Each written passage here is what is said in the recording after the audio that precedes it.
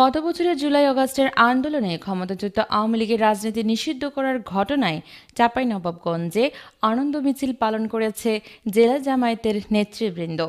অন্তর্বর্তীকালীন সরকার আওয়ামী লীগকে নিষিদ্ধ ঘোষণার পরপর এই আনন্দ মিছিল বের হয়। শনিবার রাত 11:15টার দিকে বারিন্দারা মোরস্থ জেলা জামায়াত অফিস থেকে আনন্দ মিছিলটি বের হয়ে শহরের গুরুত্বপূর্ণ সড়ক প্রদক্ষিণ শেষে শান্তি মোড়ে এসে শেষ হয়। এই সময় বক্তব্য রাখেন বাংলাদেশ জামায়াতে ইসলামী নির্বাহী পরিষদের সদস্য ও ঢাকা মহানগরী দক্ষিণের আমির এবং চাঁপাইনবাবগঞ্জ ৩ আসনে জামায়াত মনোনীত সংসদ সদস্য প্রার্থী নুরুল ইসলাম বুলবুল।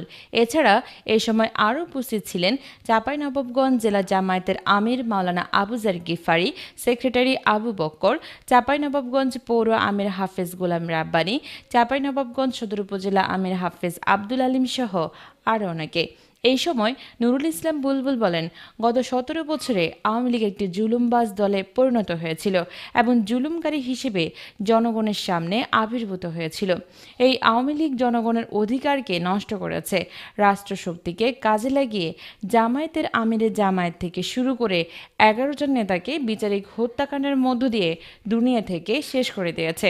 শুধুমাত্র জামায়াত ইসলামীর ৫ শতাধিক নেতাকর্মীকে তারা খুন ও গুম করেছে।